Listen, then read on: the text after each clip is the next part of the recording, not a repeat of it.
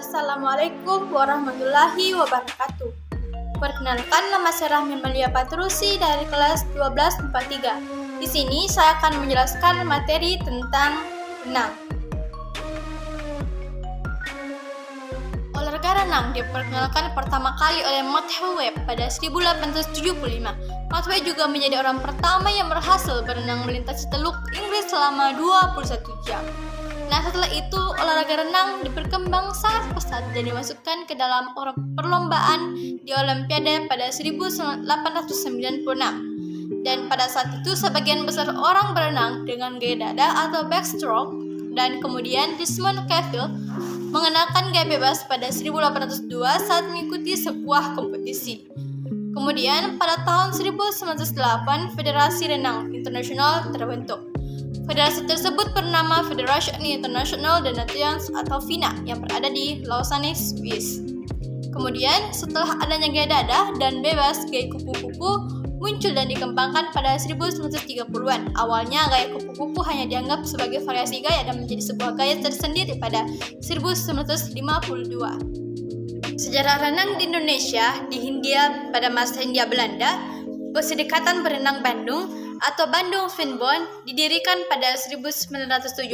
Pada tahun berikutnya didirikan Perserikatan Berenang Jawa Barat atau West Java Swanbond, dan kemudian Perserikatan Berenang Jawa Timur atau East Java Swanbond didirikan pada 1927.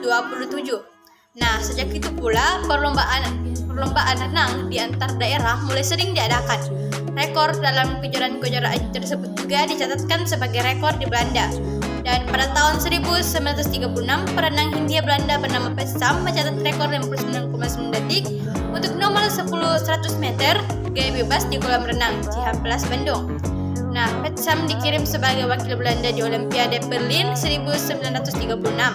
Di Indonesia sendiri, Federasi Renang disebut Persatuan Renang Seluruh Indonesia atau disingkat PRSI. PRSI didirikan pada tanggal 21 Maret 1951.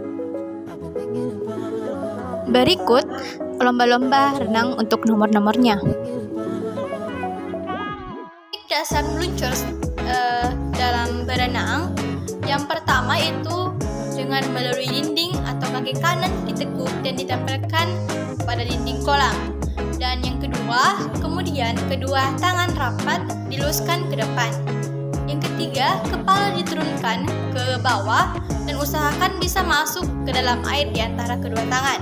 Dan yang keempat, setelah siap dengan kaki kanan dan yang kiri menempel di dinding dan kedua kaki mendorong dengan sekuat tenaga.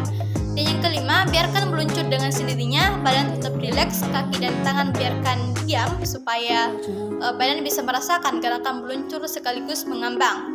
Dan yang keenam itu usahakan ulangi gerakannya secara berulang sampai gerakan meluncur baik dan juga sempurna.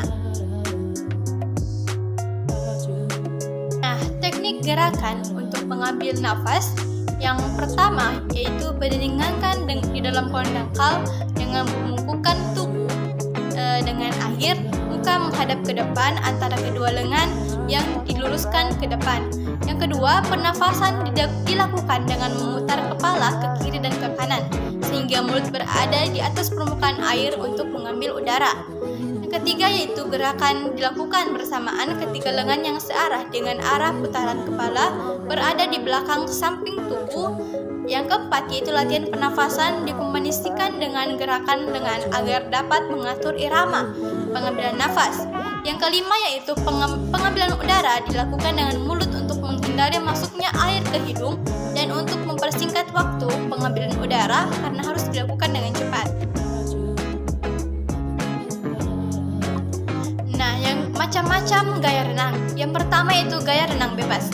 Gaya renang bebas atau freestyle adalah gaya renang sederhana yang mudah dipelajari. Perenang pemula bisa meluncurkan badan secara cepat dalam air dan gaya meluncur ini bisa lebih cepat tanpa perlu khawatir. Dan yang kedua yaitu gaya renang dada. Gaya renang dada adalah gaya dada menggunakan gerakan seperti katak ketika berenang. Renang gaya dada disebut juga gaya katak karena gerakannya mirip. Selain itu, teknik berenang ini menggunakan dorongan tangan dan kaki ke depan. Yang ketiga itu gaya renang kupu-kupu. kupu-kupu ini membutuhkan kekuatan lengan, dan gaya renang ini juga merupakan pengembangan pusat gaya dada. Pusat gerakan berada di bagian lengan seperti gerakan lumba-lumba, sementara itu bagian kaki lurus dirapatkan dan bergerak sesuai gerakan badan. Yang keempat, yang terakhir, gaya punggung adalah berenang dengan posisi punggung menghadap ke permukaan air. Gerakan kaki dan tangan serupa dengan gaya bebas, tetapi dengan posisi tubuh terlentang di permukaan air. Kedua belah tangan secara bergantian digerakkan menuju pinggang seperti gerakan mengayuh.